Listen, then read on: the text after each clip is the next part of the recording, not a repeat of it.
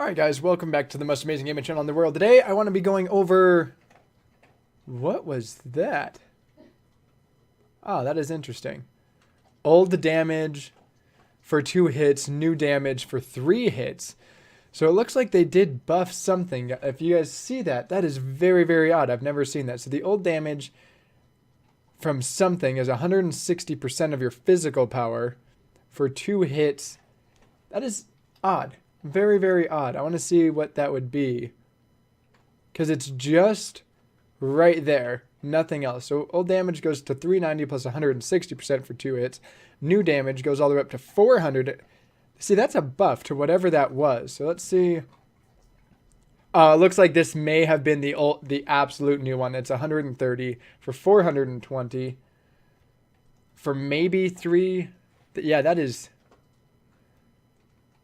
very, very odd. All right. Well, nonetheless, guys, let's get on into this. This is going to be the patch 3.19 with a weird thing right here. Maybe something to do with a future god or something that they modified. But nonetheless, this is the only thing I can think of was that this would be your vampire bats. But let's get on in. The passive. This is the new god Camazotz. To go through kind of his abilities, it kind of tells you, if you guys have probably seen already, his passive whenever...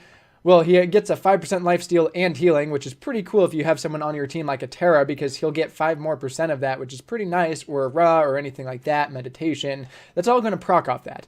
Also, the essence is amazing. I believe this counts as 10 drinks, is what he will drink when he actually gets inside one of these. Now, the thing that's cool is if you have 2 people die and it overlaps, you can sit in between both of them, and essentially you will get... 20% of your health back and mana per death that you sit in the whole time. And you get 2 of them, that's 40% that you get back. That is crazy good. Now, they're actually start going through his actual abilities. The Screech, as you guys have seen, this is going to be his lane clear. It goes off, pierces all the minions, and goes through it. It has an incredible amount of range. The thing that makes it really cool, and that is some people that haven't really learned yet, and that I actually had to play around a little bit, is if it hits an enemy god, the sound wave will echo. Now, Camazotz has to be hit by the echo. Now, I misread this. I just thought if I hit him, awesome. If not, you have to get into the echo, and it ricochets into like 3 things. If you don't hit that, you do not get your bonus physical power. So it's good to use this kind of up close, because it almost guarantees it, unless you can actually start playing around a little bit and actually be able to land it. So that's pretty cool for the first one, and you get physical power. Vampire Bats, this is amazing, and it scales incredibly high, given the fact that it's on a 10-second cooldown. With max CDR, it's going to be at 6 seconds. It does 420 plus 130% of your physical power. That is ridiculous. It also comes back and then carries a heal, which I believe heals you over 200. It's ridiculous in the end game. So if the target was a jungle buff, they will be marked, which is amazing because you can basically mark it across the map and run, and when that is killed, you will gain that stack of vampirism. Now, this is very important because it makes them very good, but we'll talk about this later.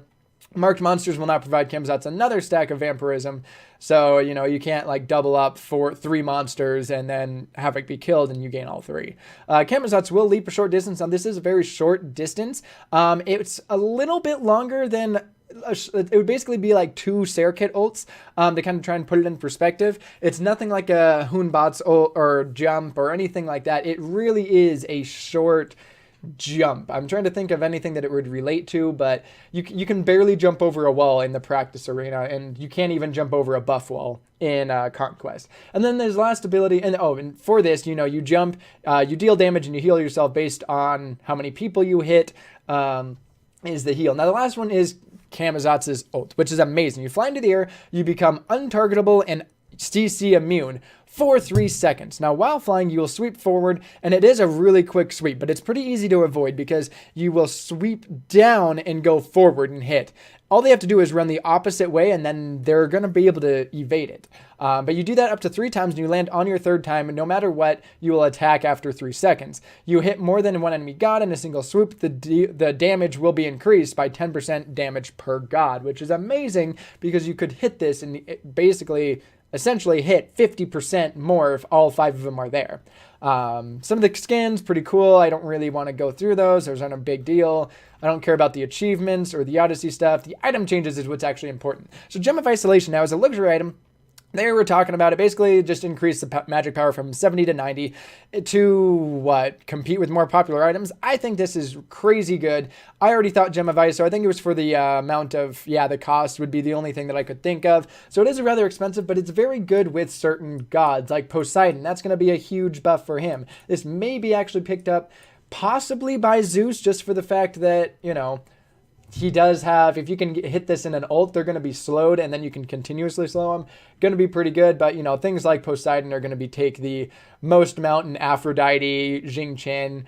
If you do take a damaging, they're going to benefit from this greatly. Now, Ritual Dagger, it looks like it was fitting way too many builds, I think is what they were using. So basically dropped 150 gold at the reduced attack speed for 10%. This is going to be very good, for kind of more for supports now, because it's 10% attack speed isn't great, 20% is pretty good. So you were seeing this picked up by some people that were, like someone like a Hoon Bots, which you will benefit from that 20%. This is, I think, a pretty good change. I think they wanted to make this more of a, I don't want to say exclusively a Guardian item, but it does kind of give you a little bit of everything, and lowering the cost and while also reducing the attack speed. I think they are still trying to target it into the Guardian build. Now, Runeforged Tamer, I saw this. I think this is amazing. Now, at 2,400 gold, I could never see myself getting it because, well, I think Frostbound was 2,350. So you're saying to actually benefit out of doing both of these, Runeforged is going to have to take like a ton of gold. That's going to be like roughly 47.50 for 2 items,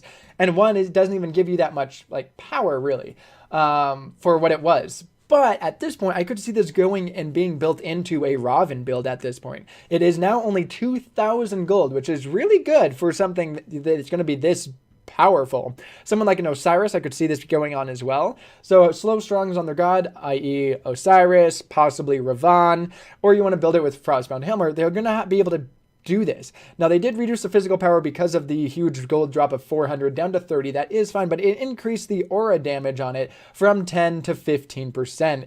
Now, late game, basically, if you're going to pick this up early, you're going to be hit from that 10% or 10 reduced physical power. But late game, that aura is going to be increased because it increases all damage from all sources by an extra 15%. You're going to gain that 5% back pretty easily. Now, Tower Shield, I think this is just stupid.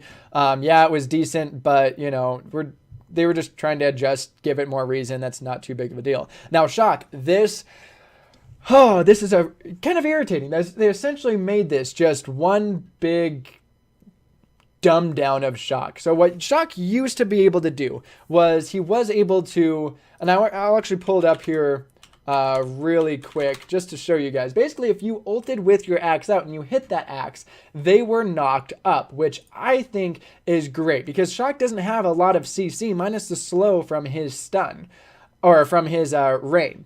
But you look at this, Torrent was the spin, which I think, is pretty cool. You teleport to your Thunderstrike wherever your axe is and call it good. But Storm Call, basically you would silence and damage all enemy in the air. The big thing about this is if triggered within range of Shock's axe from Thunderstrike, which was basically his one, Storm Call will supercharge, dealing additional damage and also knocking people up. This was awesome. Here, they're now removing the conditional bonus damage and the knockup. So they're reducing that, which sucks. That's what made him really fun to play. Now it no longer interacts with the deployed axe. They did increase the base damage, which is good, by basically 50 at all ranks. And then they also increased the physical power scaling to 120. This is good. But they dumbed it down. This is what made Shock good, is the fact that you could, get the knockup. I mean, you look at his abilities, his 2, I think, gives you protections, but it doesn't really do anything else. That's it. His 1 does damage. It's more of like a poke, but it doesn't do anything. This is basically his only CC now. His Rain Dance. I think that's stupid that they took that out, dumbed it down just to make it a little bit better. This is what was awesome, though. The extra additional damage, you're essentially losing that. That's how you should have used it. Throw out his Thunderstrike and then follow it up with the Storm Call. Because not only will you do this, you'll basically do... essentially, you would do 550 plus 120% of your physical power. Now, you're only going to do 450 compared to 550. So you're losing 100, and they just increased it at all ranks so that you don't actually have to interact with it. So they basically just dumbed down the ult, dropped it 100 power, but always gives you the extra physical power scaling. Decent, yes, but it's going to just basically make him much easier to play. The other one was Torrent, so I think that it is pretty cool that he can now use the ability while crippled, but he can't use it if no axe is deployed, which essentially just means you get the protections without, as long as you don't have an axe out, you'll get the protections, which may be very needed if you're going up against someone like an Erlang who can get you with this cripple on his pin. So overall, I don't like this with Shock. I think they just dumbed it down and they took away the decisions that you had to make with them. Now it's just like, I'll just ult, let's go. And they took out the CC, which now he doesn't really have any. You look at Raven, who has a root, he has a slow. It's pretty good. Now he just has a slow. Yeah, not that great. Medusa, this is basically just making her going to be, well, I think this is pretty cool. Reduce the mana cost to 70 at all ranks. That's pretty cool. And they reduce the cost of acid spray. This basically, harass the enemies in the early game. There's no other reason why they'd really want to decrease the mana, because 10 mana late game is not a big deal, but 10 early game, that's a pretty big deal, especially when this is what you upgrade first for the lane clear. So this is, I think, a pretty good one just to kind of get her back in the meta. Now, Scylla, I don't think they play their game. I really don't. Crush is receiving an increased power while becoming more expensive to cast. Our goal is to make sure that Scylla remains her late game mage status, but not at all at the cost of her early game being too weak to get there.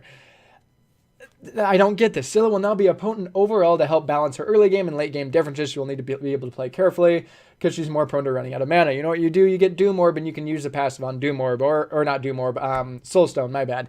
And if not, then you go ahead and build Chronos Pendant and you'll be fine, especially if you rush that. It's kind of expensive, yes, but you'll never run out of mana with that quick of a regen.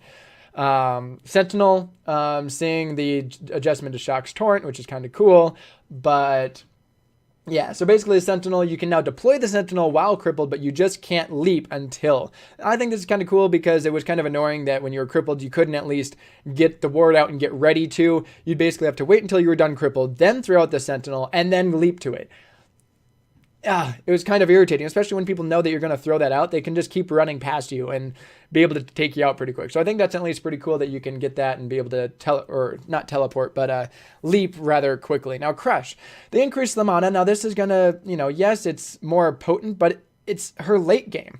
They increase the magical power scaling to 100%, but that is ridiculous.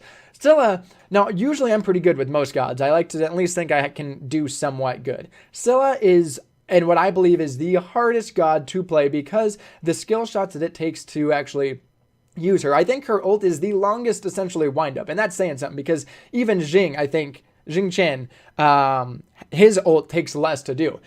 It's a rather small, yes, it's kind of high risk, high reward because if you land it, awesome, but by the time that, people know how to avoid it, they can dash out, they can Aegis, things like that, it makes it very difficult. Now, all they're going to do is increase the Crush, I guess, for maybe more poke.